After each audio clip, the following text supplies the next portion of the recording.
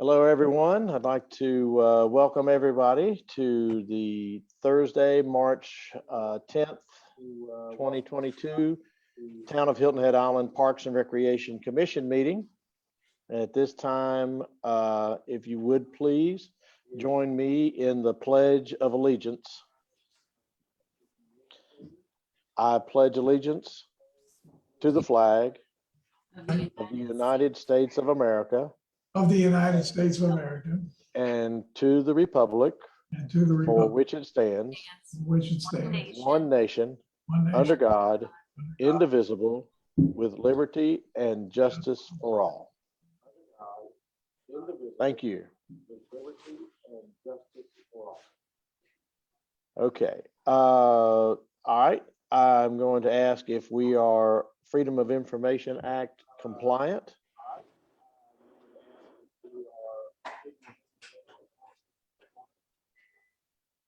Yes, sir. Thank you. So Karen, if you would please call the roll. Mr. Akarma? Here. Ms. Christian? Here. Mr. Akarma? Here. Mr. Daly? Ms. Christian? Here. Mr. Daly? Mr. Zarilla? Here. Mr. Manasotis? Here. Mr. Zarilla? Here. And Mr. Kasai? Manasotis? Here. And Mr. Kasai? Here. It's interesting. I'm hearing an echo, but that's okay, I guess. All right. First order of business is to approve the minutes of our February 10, 2022 meeting, and it came out in the packet. And so the chair would entertain a motion for approval of those minutes. I have one correction to it though. Okay. Under that staff report, the second paragraph under Taylor Ladd, I think there's a word missing. The Mid-Island track is going to be something very special. I think the word "be" is not included, but it should be added. Something very Okay. special. Word "be" is not included, but it should be added. All right. Thank you. Any other corrections or for the minutes? Any other corrections or for the minutes? I'm sorry, folks, but when I speak, about 2 seconds later, I hear myself again. I don't really understand why, but I think that's happening to all of us here. okay. It's a little disconcerting, but okay. So with with no objection, then I would ask for a motion to approve the minutes as corrected. For a motion. I make a motion. Approve the minutes as corrected. We have a motion. Do we have a second? I make a motion. Approve the minutes as corrected. We have a motion. Do we have a second? I make Approve the minutes as corrected. We have a motion. Do we have a second? Okay, I hadn't heard a second, but I'm going to say somebody make a second. Hey, thank you, Bill. Thank you. I'm hearing a lot of stuff, but I'm not hearing that. So, okay, we have a motion and a second. Thank you, Bill. Thank you. Any further discussion? So, okay, we have a motion and a second. All right. Hearing none, all in favor, say aye. Excuse me, I guess we have to do the roll call. I'm sorry. So Karen, if you would roll call, go through the list for us, please. Thank you. Good roll call, go through the list for us, please. Thank you.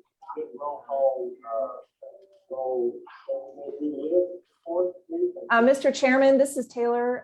If you could just give us a moment, we're trying to figure out this echo thing because this isn't going to work for the next 45 minutes or so. So just if you could just hold for a minute. Thank you. Be happy to. 45 minutes or so. So just if you could just hold for a minute. Thank you. I don't know what's, 45 minutes or so.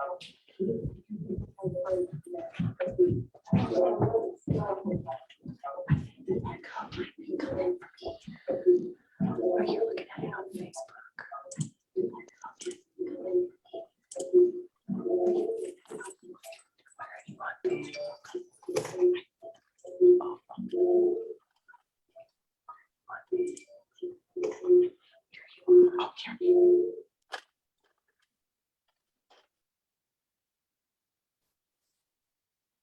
Silence.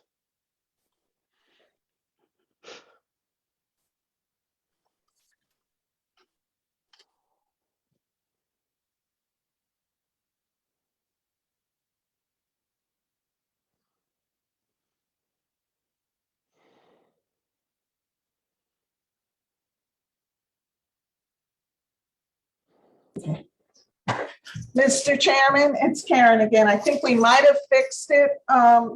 If you will need to call roll. It's Karen again. I think we might have fixed it. Almost. We'll need to- Not really, huh? No, not quite. I don't know if somebody's, well, I don't know what it is, but yeah, but go ahead, Karen, please, if you would,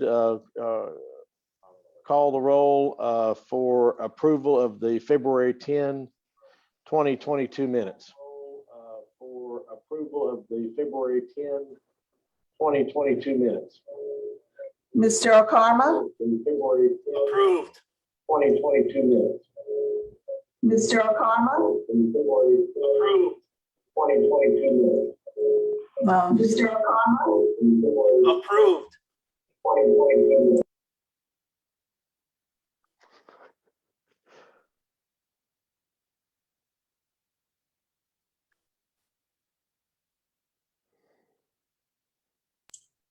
We got a feedback. It's button. Christian? Approved. Mr. Daly? It's Christian? Approved. Mr. Daly? It's Christian? Approved. Mr. Daly? It's Christian?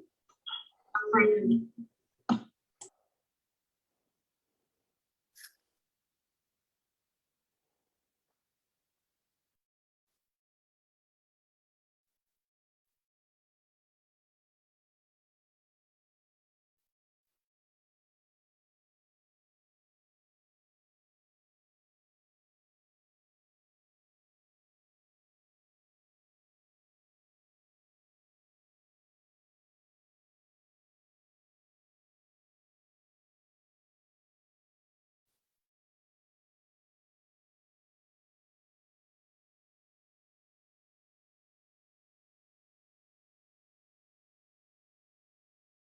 Probably doesn't do any good to log in again, everybody, huh?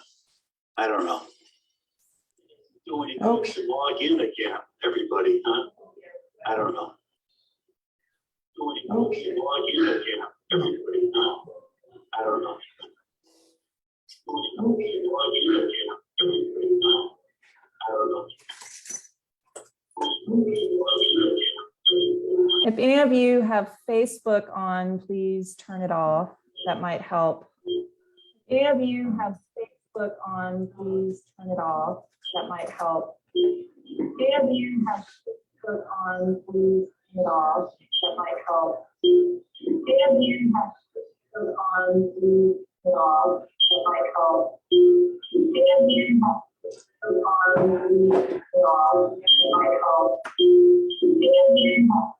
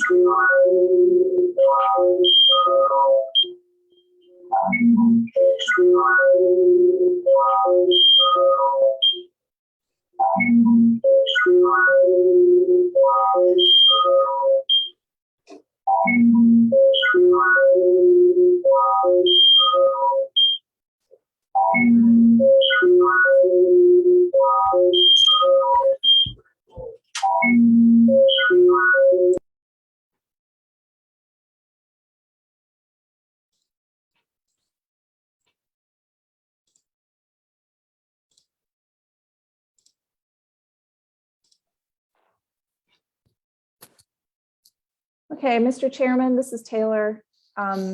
I think maybe the problem might be originating with Karen's computer and just the particular setup she's got to have to run Facebook Live while we're doing this. So I will take on her responsibilities for the remainder of the meeting. And between now and the next time we meet, if we're meeting virtually again, hopefully we'll get this squared away. So I apologize about this, everyone. Thank you so much for your patience as we continue to fumble through our very fun and special COVID conditions with holding public meetings.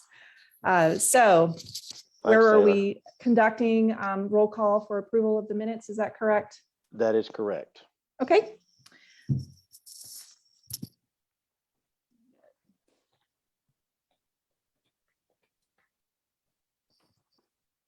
All right. So Mr. Okarma,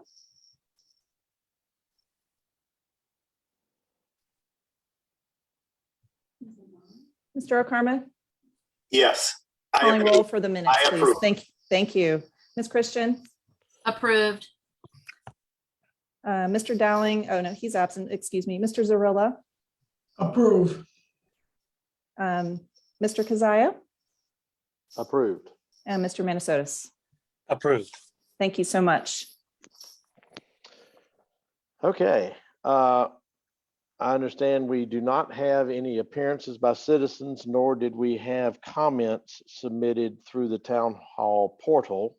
Is that correct?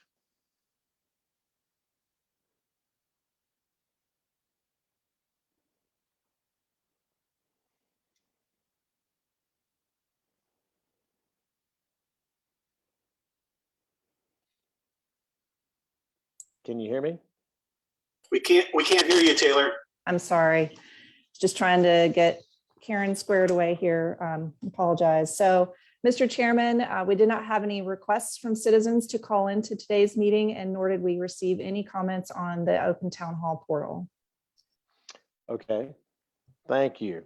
Mhm. All right, let's move on then, and we're going to change up the agenda here in just a second. But first, I want to go to reports and the Island Recreation Association. Frank Sewell, are you there? Maybe. Here I am. None of the Zoom mess up, but it puts 10 pounds on me when I do this TV stuff. Just want to kind of give you an overview of what's gone on for the last 2 months. One of the first thing is that on Monday, we had such an exciting day here. Not only did we have 50 ladies taking water aerobics, all the lanes that were available were full. And then we come inside, there's 30 ladies taking an exercise class in the morning. The upstairs fitness center is loaded, and one of the other fitness rooms had a class going on.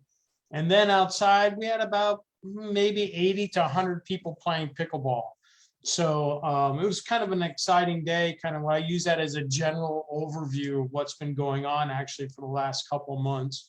Our senior programs are going well. We continue to build those back, despite the little, we had a little setback earlier, but lots of trips, lots of fitness programs and stuff going on down there. So I'm pretty excited about the progress we're making with those senior programs.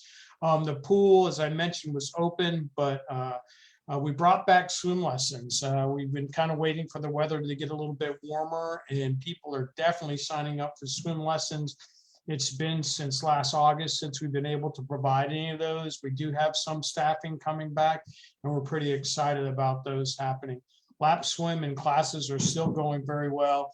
Hopefully we'll get a little break in the weather. It looks like we got one more cold day coming, and we'll be back going on. Traditionally, we usually take down the dome around this time anyway, if it was going to be up. As far as sports go, we had a great adult volleyball program. We're actually going to continue a second session. We started a 5-on-5 basketball league, and things are, we're getting back into the kind of general programming business. Our youth basketball program ended along with flag football. And I know I mentioned flag football earlier, but we had over 180 kids, almost double the size from what we had last year. So we're pretty excited about that. Spring being around the corner, over 500 kids have signed up for soccer. We're kind of getting back into the lacrosse business. We had we were working with a group and that did not work. And now we're kind of taking a better lead in getting back into the lacrosse business. And then we're adding fitness classes all the time here. One thing that we're looking at is really in the evening hours. When I say evening, 4 o'clock and on, I think there's plenty of opportunity for us to offer more fitness time and actually bring people into the fitness center to work out.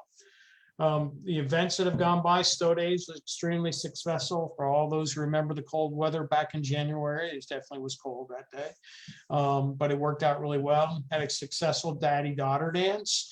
As we get into March, we know March is a big event time. We are helping the St. Patrick's Day Parade Committee with the Irish Festival at Shelter Cove Community Park on Saturday. And then next Saturday, the 19th, is Wing Fest, our annual event. And it's Wing Fest 27 years later. So we've had to cancel it 2 years, but we'll be at it. We're really excited, especially being down at the new park, Low Country Celebration Park. We found it from the Oyster Festival. It's going to be a wonderful park for community events. So we're really excited about that. And finally, we're, as part of the processes with the town and the budgeting process, we'll be making a presentation to the Budget and Finance Committee on Tuesday, and to see where they're going to be reviewing our funding requests to the town at that time. And I'll be also giving them a little, how we did on scholarships and some other things that we do throughout the year. So that's it for me. Thank you, Frank. Sounds like always, you got a lot going on. That's great. Yes, sir. Taylor, if you would, if you'll call the roll and see if anyone has any questions or comments for Frank. Sure. Mr. Okarma? Yeah, I can kind of verify the amount of use that's going on over at the Island Rec Center now. We go to, Frank, I've seen you there before on our World Affairs Council seminar, the discussion group. And I'll tell you, it's a good thing, but boy, you can't find parking anywhere, can you? No, we gotta start directing people to our back parking lot. We do have room there, especially in the afternoon hours. And that, I mean, this is a good problem to have, and just gotta kind of direct people for the overflow parking. When we really found this time of year that we're really busy. And in fact, we're just running, when we prepared our numbers for town council, we've had over 800 different people utilizing the community room, such as you are for the Council of World Affairs weekly meeting or bi-weekly meetings. Right. Yeah. No, I'm not complaining. I'm saying it's a good thing, but everybody wants to park in the first lane, but that's not going to happen. It's a fitness center. Nobody wants to walk. They want to park in the closest parking lot and then come in. Right. Okay. Thanks, Frank. Thank you. Ms. Christian? No questions. Good job as usual, Frank. Thank you. Mr. Zarilla? No questions. Outstanding job, Frank. That's Thank you. going over there. That's nice. Mr. Manasotis? No questions at all, but Frank, let me ask you one thing. Are you doing anything with spring break tennis at all? Well, we do provide them with the facilities at Chaplain and also at Cordillo. We schedule their practices and they have matches over there. We also, we work with Aaron's people to get the courts blown off and those type of things. And they're also utilizing the high school facility, and we become the locker room and restrooms for them too. So we do have a hand in quite a bit of it while they're here. You have any idea of the numbers of people that are participating in that program? I know it's up significantly over the last 2 years, and I haven't got the final report from Julie, but she was pretty excited because I know last year when I looked at some of the scheduling, we were actually able to continue with our March programming down there, and that we weren't able to do that, especially in the afternoon hours, because their matches were still going on this year. Yeah, I saw that she hung her banner on the fence down there. I figured it was going. That's Yeah. good. So it's good. It's going well, really well. I mean, once again, it's one of those partnerships that we have with lots of Yep. community groups. Thank you, Frank. Thank you, Mike. And Mr. Chairman? Again, good job, Frank. Always glad to hear the numbers are up. As you get into your discussions with the town on your budget, if there's anything that the commission can do to help advocate for you, if you'd let me know, or Mike or anybody, so that we can put something together to get to council, I think that would probably help. That's part of our role. But other than that, thank you very much for coming and giving us a report. Thank you. Okay, thanks, Frank. All right, let's move on. We're going to move to updates at this time. And I think first on the list is park updates with Aaron Black. So, Aaron? Morning, or good morning. Good afternoon, everybody. It feels like Hi, one. Aaron. Frank always does a good job. It's a hard man to follow, but I'll do my best. I am going to share my screen with you. I don't have too much, but wanted to kind of go over a couple little things with you. Can you all see that? Yes, we can. Okay, perfect. Again, if you guys have been out at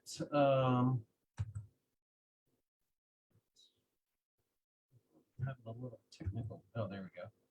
A couple of weeks ago, 2 weeks ago, once the weather started warming up,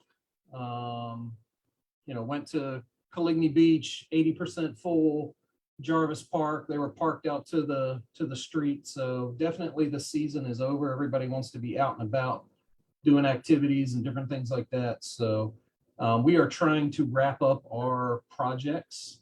And one that we just finished wrapping up was the kind of a minor little renovation of the Folly Field Beach Park bathroom. You can see the before after. We had a rotted floor in both the men's and the women's, and basically tore it all out and rebuilt it. And you can see the after picture there. So just, great location now. And then as you guys know and have read, I'm sure you've seen that we are famous, Coligny Beach Park, number 16 in the US. And again, we're doing stuff in-house with the facilities department. We're doing new landscape lighting. We've painted and repaired some of the swings, installed new landscaping, and playing around with a little CIP project over there in the parking lot. If you guys haven't been down and walked the little path up to the Coligny Beach area, I suggest you do. We've added some up lights and some down lights and highlighted a couple of little different things along the path there. And it really shines and stands out. And likewise, on the other side near the parking area, you can see where we've kind of put in some plant material and added some grass and just kind of dressing these areas up so they look nice. And then one of my big highlights from last week was, being out there at Crossings Park, having that great relationship with the Hilton Head Baseball Association and all those folks. I threw one pitch. I could have pitched all 9, but they didn't want me to, so I left. But great event, a lot of kids, everybody's excited, and really had a great time there. So again, really just kind of tidying up. We're going to be going into maintenance mode, just kind of handling, trash and our PMs and different inspections at the parks and making sure everything is, safe and available for everybody to use. So, again, like I said, we've got some rain over the next couple of days, and we'll all be very involved in Sunday's activities. but a lot of good things going on. So I will happily entertain any questions you may have. Okay, thanks, Aaron. Great report. Taylor, let's go down through the list again, see if anybody has any comments or questions. Yes, sir. Mr. Okarma, No questions. Thanks for the report.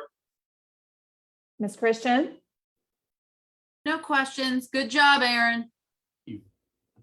Mr. Zarilla, No questions. I'll third that. I had visitors in and we saw Caligny and it was just finishing up. It's really beautiful there. It's a nice job. Thank you. Mr. Manasotis, No questions. Thank you. and Mr. Chairman. The only question I have is, Aaron, when you threw out the first pitch, you didn't bounce it up to home, did you? I did not bounce it. It was a little high and tight, but it was right there. So There you go. Good job. Good job.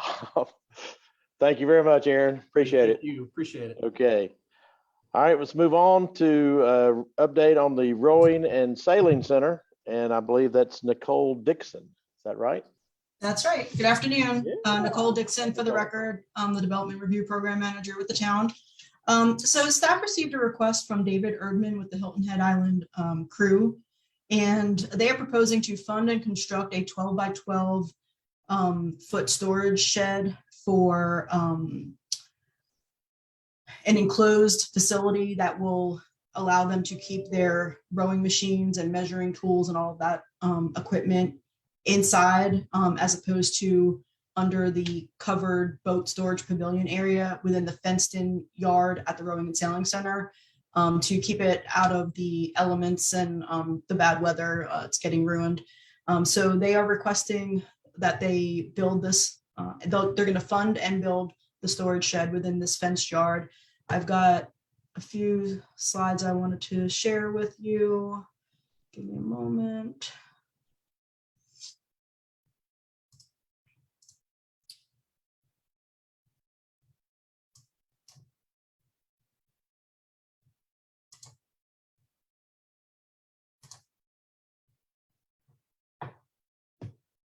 Okay, can you see my screen?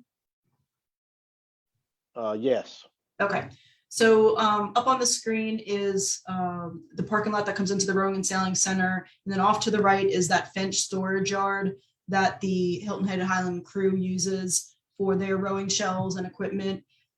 Currently there is a covered storage building, but it is not enclosed. And so the equipment is subject to the elements. And so they're proposing to construct a shed that looks similar to what's up on the screen here. It will be located in this vicinity in the back of the fenced in yard. And this is a view of that fenced in area at the Rowing and Sailing Center. So we're helping them through the process, the permitting process right now. And so we just wanted to provide that park update to you all. Does anyone have any questions? Okay, thanks, Nicole. Anyone have any questions? I guess we'll go down the list again, Taylor. Thank you. Mr. Okarma, Yes, I do have a question or two. When I read the material, I saw that the wording was that this will be built inside the footprint of our fenced-in boat shed. And I guess what I want to understand is, once this is built, and I'm all for it, but once this is built, who owns it? Who operates it and maintains it? Who insures it? I assume you're going to get the design right, but I mean, who owns this and who's going to operate, maintain, and insure it? It will be owned by the rowing club, but the town and the rowing club will partner and maintain the structure together. I would have to defer to Aaron. I don't know if Aaron, you're still on the call about the insurance part of it, because that I'm not sure. I know it'll function just like the covered storage structure that's there now. The row club back in 2014, when this park was being developed, they funded that structure and built it, and then we kind of share maintenance of that. Aaron, do you want to add anything to that? I would just say that it would probably fall under the current insurance. I mean, I'll have to defer probably to either Josh or or somebody in legal just to double check on that. But just like if you added something at your house, it's gonna fall under your Yeah. current policy kind of thing. So Yeah. we'll follow up on that. I didn't mean to, I mean, the only reason I ask about insurance is that it is the true indicator of who owns the thing, and like, for instance, you mentioned, Nicole, that the current structure, well, can anyone use that structure or this new structure, or is it just the club? I believe it's operated just by the club, and I believe what they're anticipating would be to have a locked storage shed, because it's my understanding that they've also had equipment stolen from the park. Right. So I believe, and Aaron, correct me if I'm wrong, but I believe that storage yard is only used by the rowing club and the sailing club. I'm actually going to defer to Frank because Frank probably knows the most about that partnership. If he's got his hand raised. I raised my hand, man. That's the first time I've ever done this on Zoom.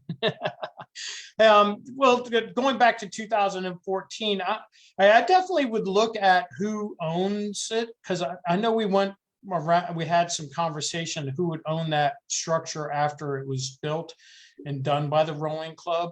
And I know that they have to provide a certificate that would at least name the town additionally insured when it comes to the insurance on that.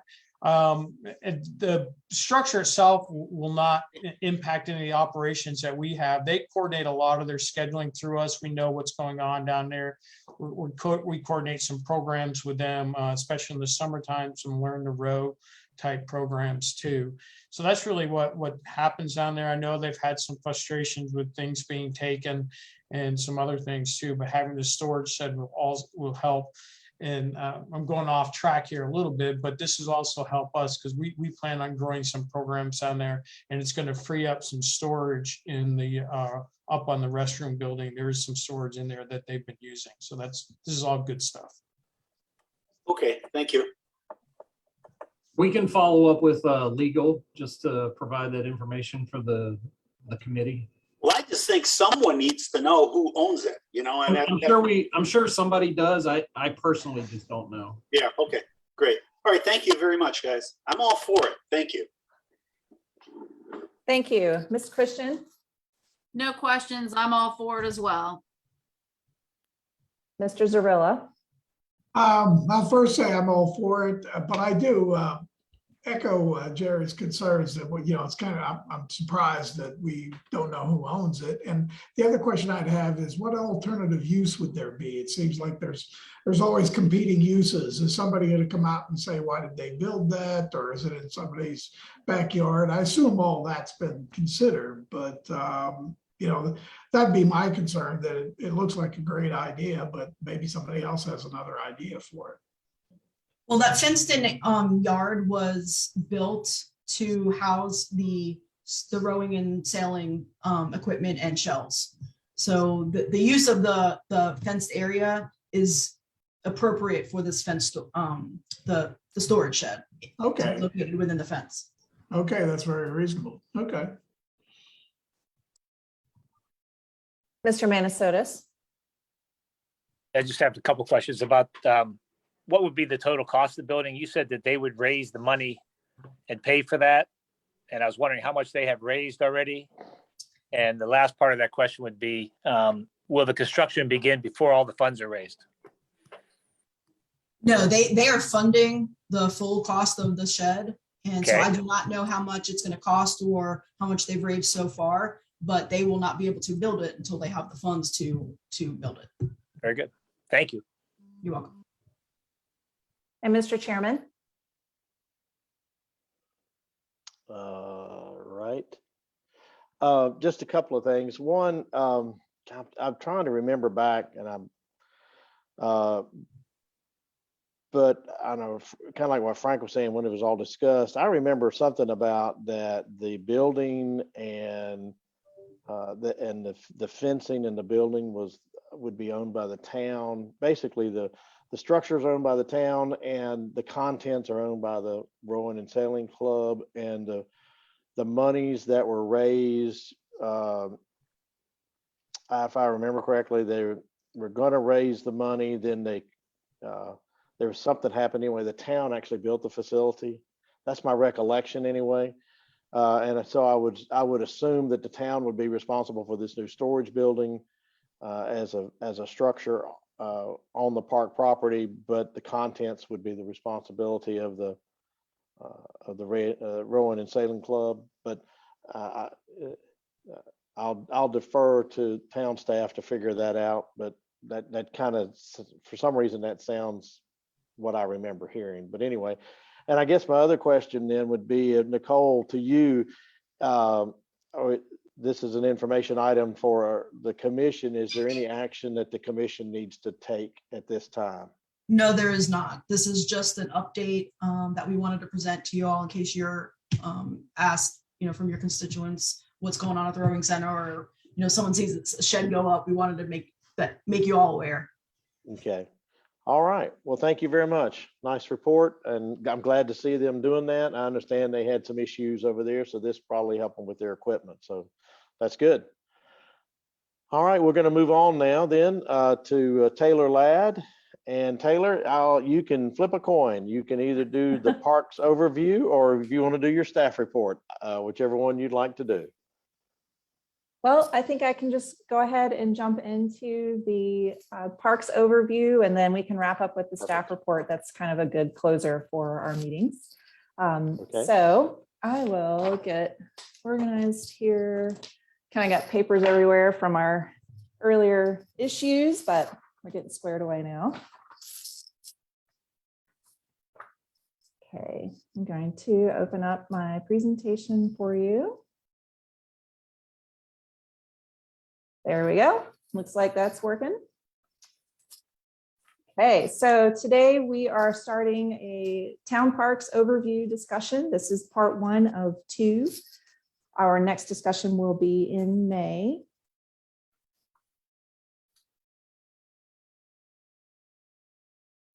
This is what I will be covering with you today. And before we get into the specific parks, I will spend some time going over park definitions and the gap analysis that we conducted for the Parks and Rec Master Plan, all of which underpins the specific park discussions. This part of your work plan is to lay the groundwork for what the commission will be doing this year as part of your role and responsibilities for our town and community. So this includes reviewing the Parks and Rec Master Plan for any revisions or updates that might be needed.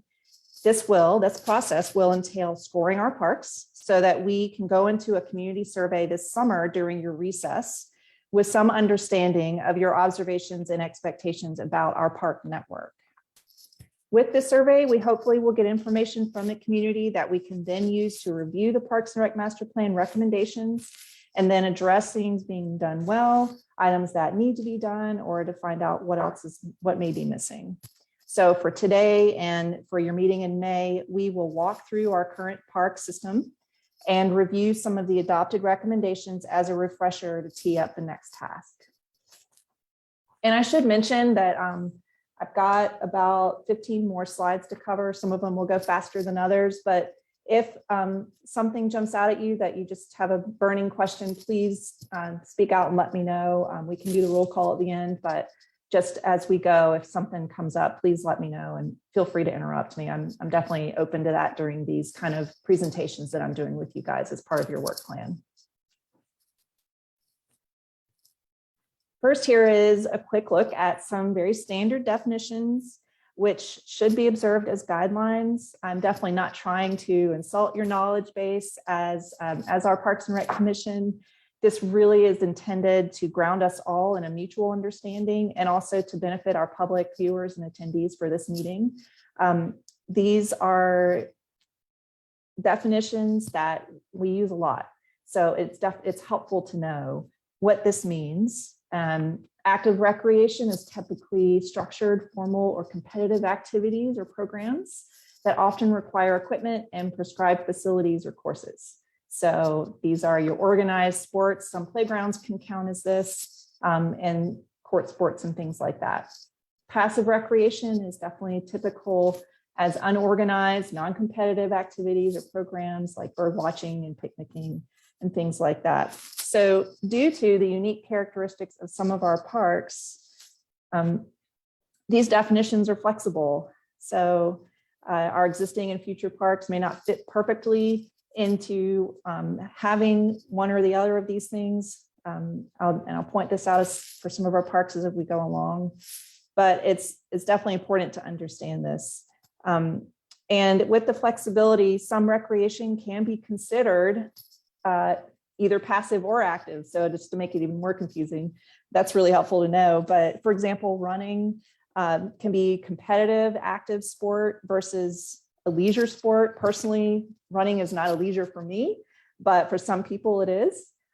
So it can function really like cross-country competitions, definitely in my mind would stand out as an active recreation.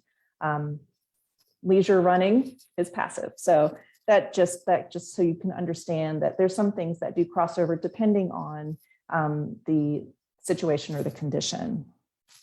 So most of our town parks have a combination of facilities and amenities to serve active and passive recreation needs. So it's really technically hard to find a truly only passive park or a truly only active park just because of all the overlap there. But at least now we have some general understanding of what these terms imply.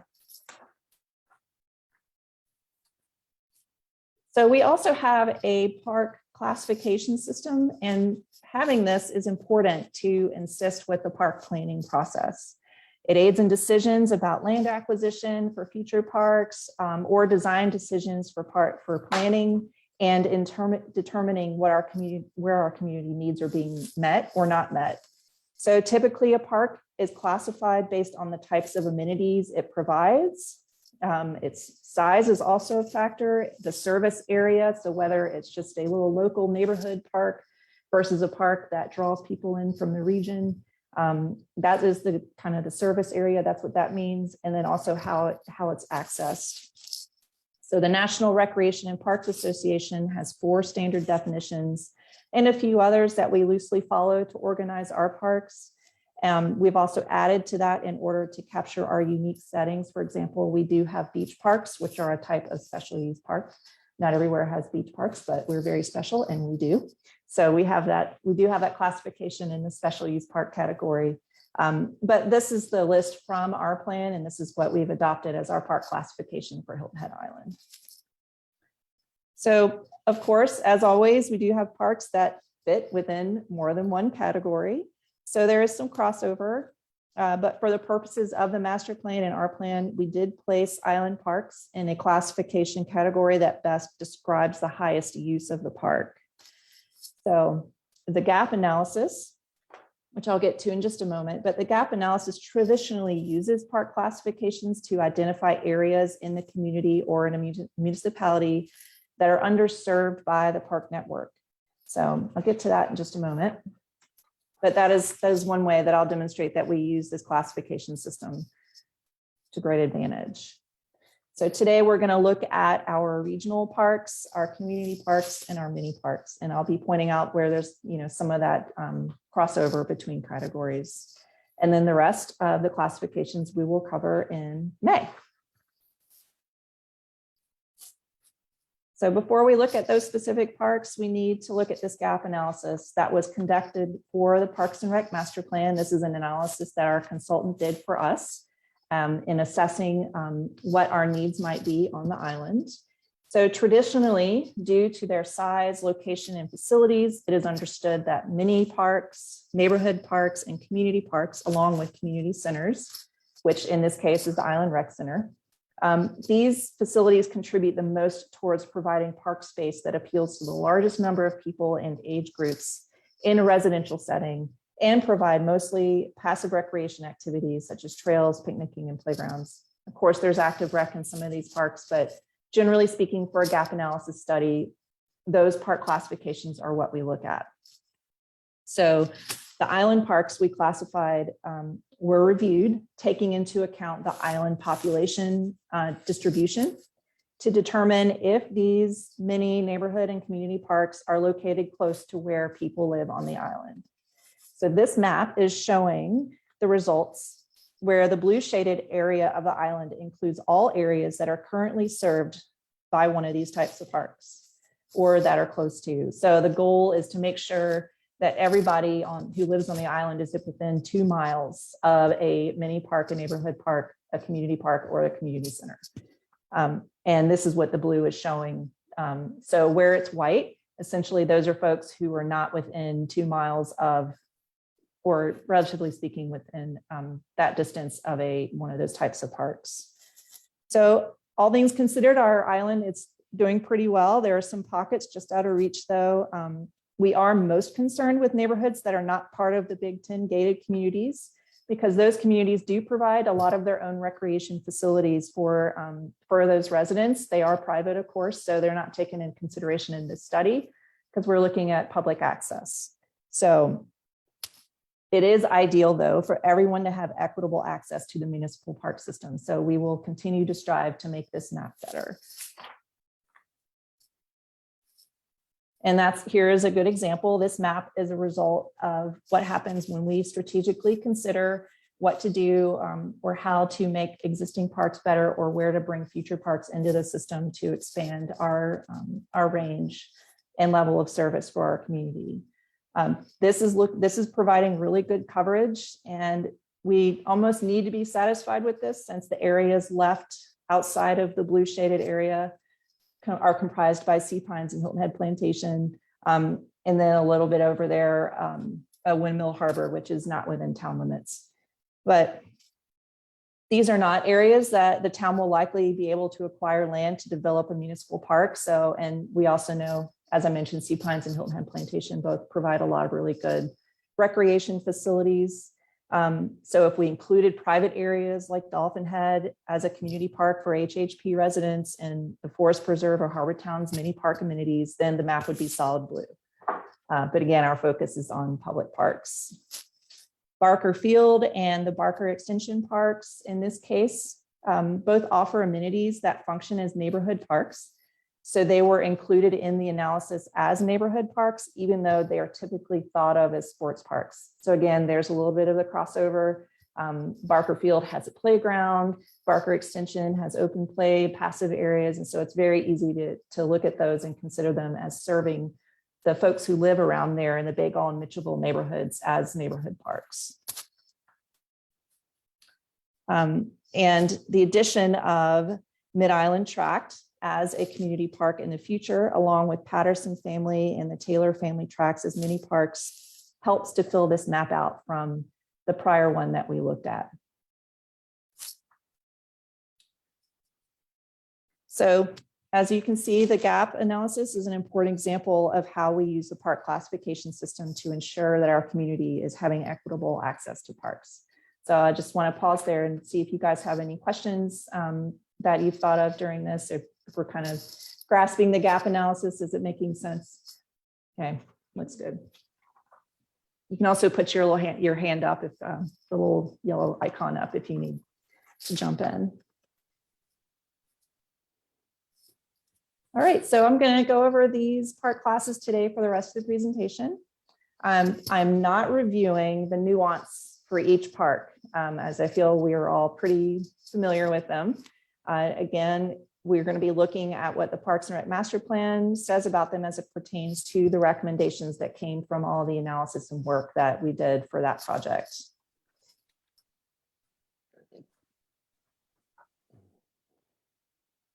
All right, first up, we have a Low Country Celebration Park just opened. For the gap analysis, Lowe's Design did choose to classify this as a community park because it does function as such for the Forest Beach and Cordillo neighborhoods in this area of the island. In our plan, we chose to reclassify it as a regional park due to its service area for day trip visitors from the region to the Coligny area, and due to its programming as an event venue, which again draws folks from off island. So it is one of our parks that contains characteristics of multiple classification categories. So it can function both, but for the purposes of our plan moving forward, we have classified it as a regional park. Of course, it's up to discussion with the commission if you want to make recommendations to change classifications for any of the parks that we're talking about. But so I'm just trying to kind of point out, who's who and what's what on these things.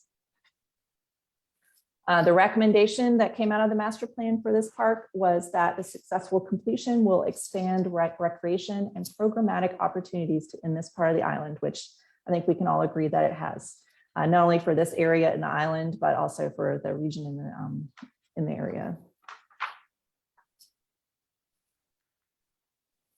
So some of our beach parks have the opportunity to present themselves as regional parks simply due to their service areas extending out into the region. For example, Coligny Beach Park, I would easily call, not only is it a beach park, but it has definitely got a regional reach just with the visitor traffic that we get here. Similarly, with the uptick in day trip visitors that have been observed to Fish Hall Beach Park, and we do see a lot of visitors there coming from off island for the day. This is quickly becoming a popular regional beach park. But of course, this needs to be explored further. The master plan did not recognize this classification for Fish Hall Beach Park, but I'm adding it here as an example of a park that may need to be amended in the master plan if we find that its service area has expanded. So this is the kind of thing that we can start thinking about putting on our survey for the community to see if folks are also observing it in that function or feel that way about it.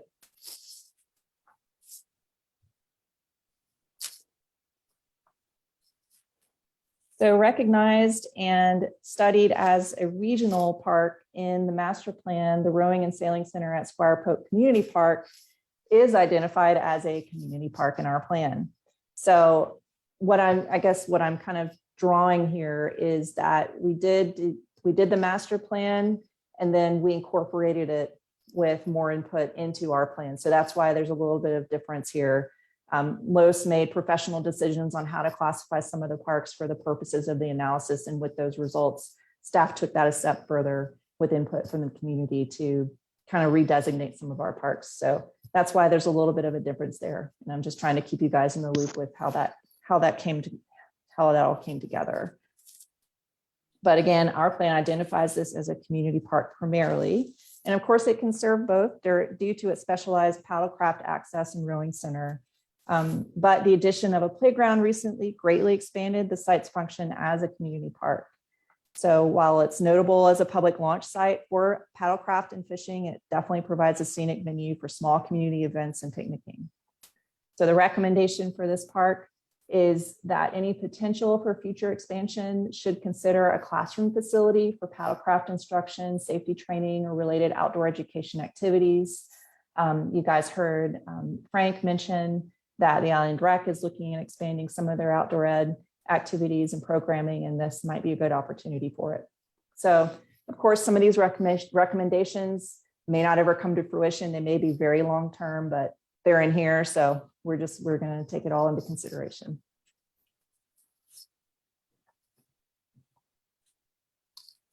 Jarvis Creek Community Park opened in 2003. It's one of several award-winning parks on the island. It's a very popular park for fishing in the recently renamed Lake Liggett. And it's passive recreation through and through in this park, although some people may use it for active running. Again, not me, but other people may do that. Some of the recommendations for this park include considering upgrading the playgrounds with a poured-in-place surface to reduce the high maintenance requirements for mulch and sand that's there currently. And this fiscal year, our project list in the CIP does include renovating both of the playgrounds, and we're working on some grant funding potentially for that. So that'll be a very exciting upgrade for Jarvis Creek Park. This is a very popular park in the community for day use and little festivities and things like that.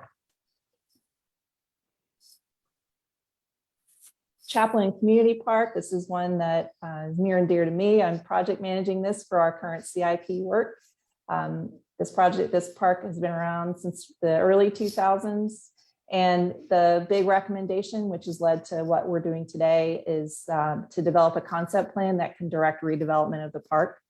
and resolves outdated amenities and adds new facilities to meet current community needs. So that includes a laundry list of items such as pickleball complex, renovating tennis, new playground, overall redevelopment for circulation, pathways and access, and adding possibly a synthetic turf multi-purpose field that can serve casual and programmed sports activities. So this is a park that does have a lot going on, and we're definitely working now with our design team and staff to make this happen and bring it up to speed with today's community needs. And dog park. Yes, sorry, yeah, that's part of the laundry list as well. The dog park getting improved there for sure. Another one of our wonderful community parks that's more recently opened, Shelter Cove Community Park. The challenge for this park has been historically that it was not well connected for access to the town's pathway system. People were having to use an old pathway along Shelter Cove Lane over by the Kroger fueling station to get to this area. And there just wasn't any direct connection. So this recommendation is currently being accomplished through the current Shelter Cove connectivity project that's due to be completed this spring. So that's kind of the new pathway system that's connecting over to the sheriff's office from the Water Walk and Veterans Park behind the Water Walk. So lots of really cool features going in there.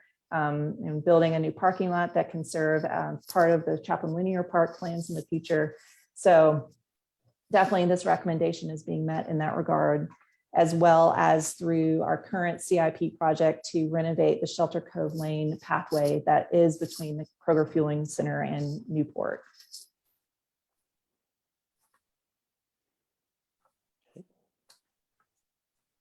Okay, so we also have the Mid-Island Tract. Of course, this is another one of our big 3 park projects that we have going on in the CIP right now. The recommendations for this is to provide a new community park that will be ideal to meet service needs for this part of the island. So again, adding this park to our lineup as a community park expands the blue area on that map to encompass underserved areas that were located in the Mitchellville and some of the other historic neighborhoods in the area. So the recommendation also includes this as being a good opportunity to provide pathways that are away from vehicular corridors, as well as other really cool passive amenities. So we're definitely on our way there with this project. Looking forward to seeing this come to fruition. I think a lot of us are. But as you know, right now we do have the property open and accessible for the public to use as a passive space, with caution on using some of the old cart paths. So, but there's about 4 miles of pathways back there, which is a pretty fun experience if you like a little off-road bike riding or running. So we have a couple of mini parks. Compass Rose Park opened in 2008, and really this park does have a few parking spaces if you're not aware of that, but there are. But a lot of people come through this park on bikes or on foot through our pathway network coming up Fifth Avenue. So you can see a lot of folks picnicking here or just enjoying the shade and checking out the interpretive elements and sculptures that are here that talk about the island's development history. So the recommendation for this was to address reconditioning of any of the aging park amenities or interpretive elements. The Betsy Jakubski Xeriscape Interpretive Garden opened as the Xeriscape Garden right around when, just after the town government moved into our current facility here at Town Center Court. Betsy Jakubski was a pioneer environmentalist and horticulturist for the island community over a number of decades, and notably with the Island Beautification Association. She was very instrumental in rejuvenating the Xeriscape Garden in the last decade.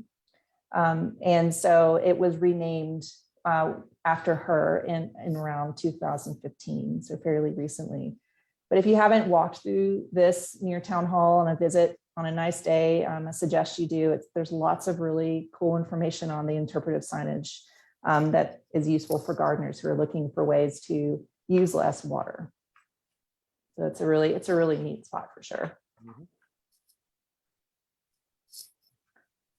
And then we have recommendations for future mini parks, and these are contributing to filling out our blue shaded area on the gap analysis map.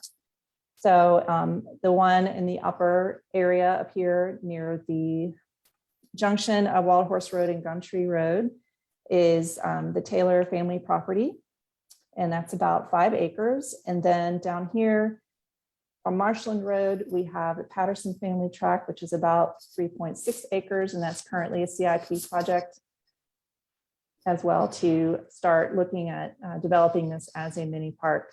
So again, mini parks are meant to have a smaller service area and really function for the direct neighbors, and usually has very few amenities like a nice playground, a few parking spaces and picnicking and things like that.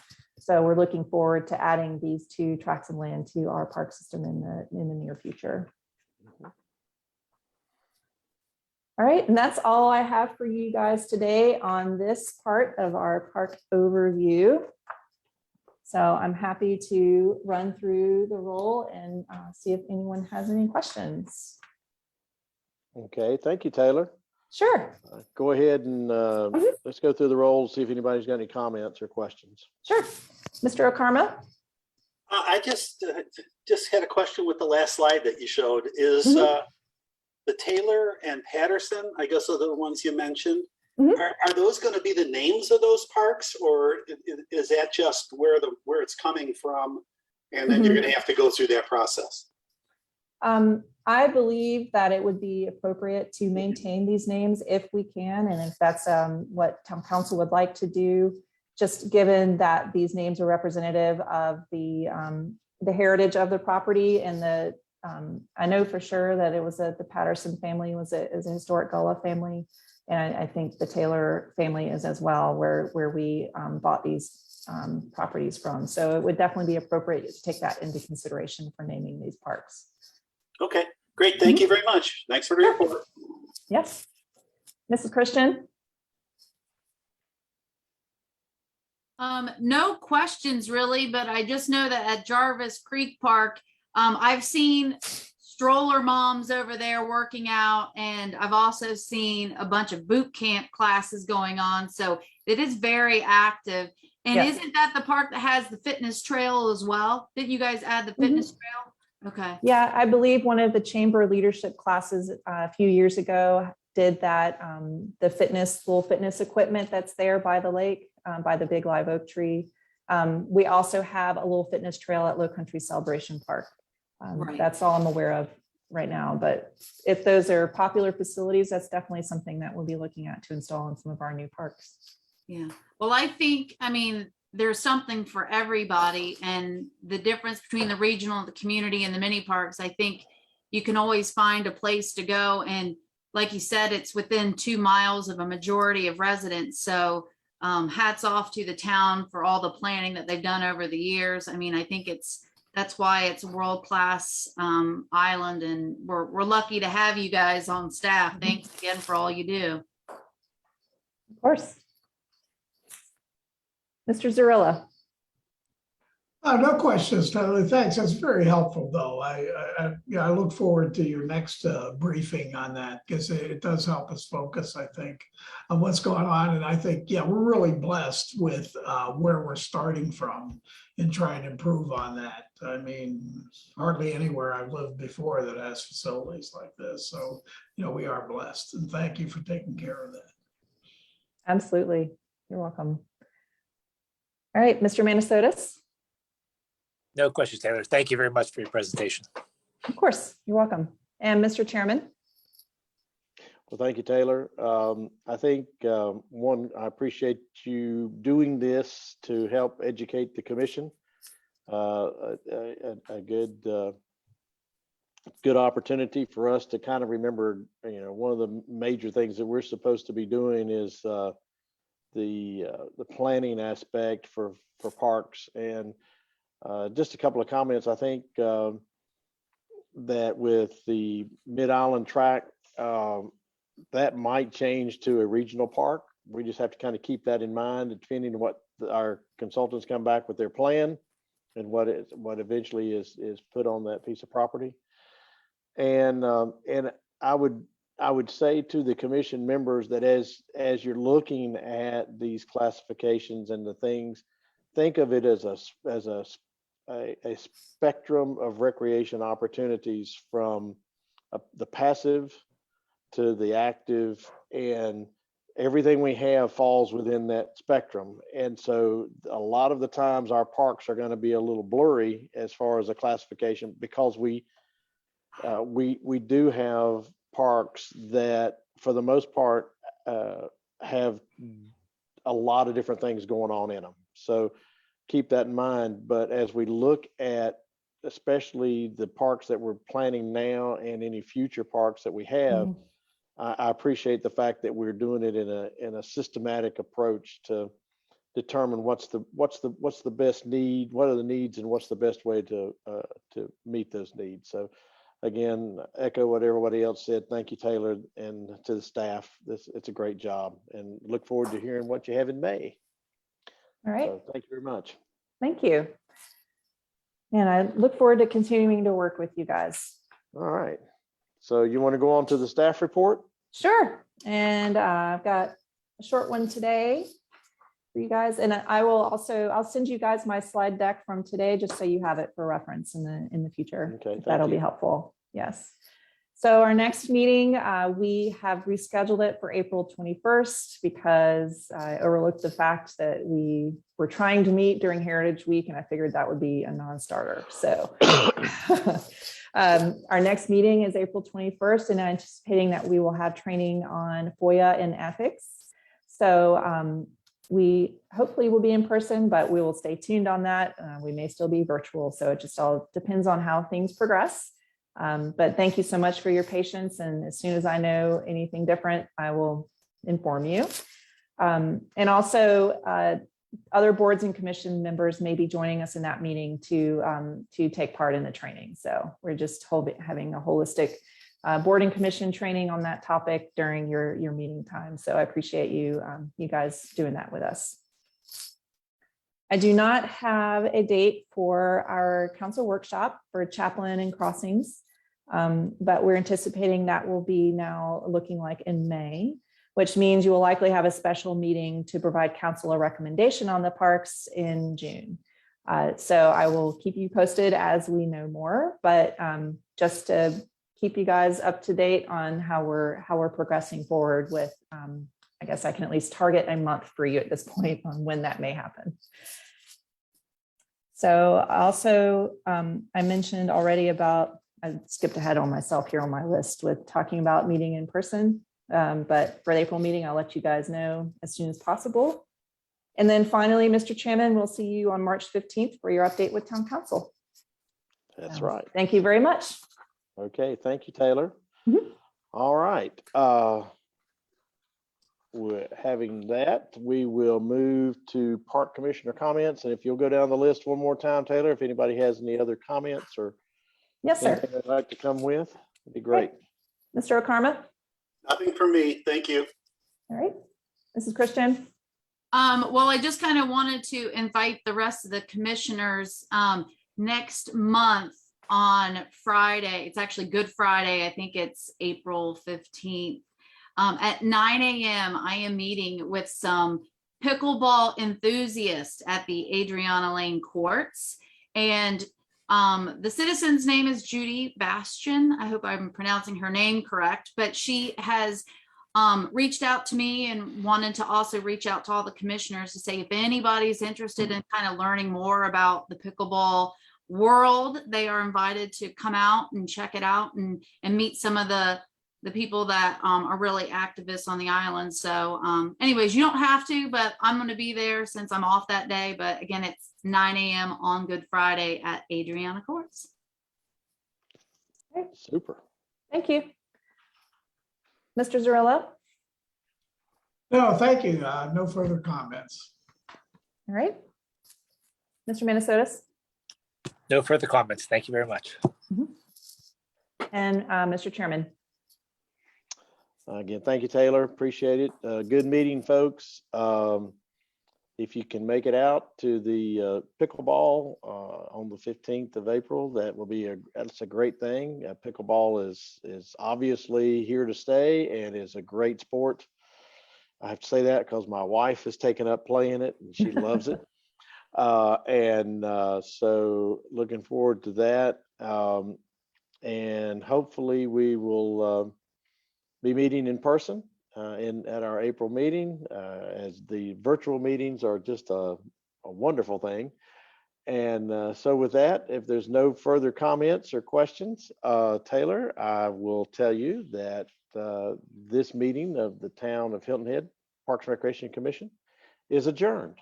Thank you. All right. Thank you so much, everybody. Appreciate All right. it. See you next time. All right. Good to see everybody. Bye-bye.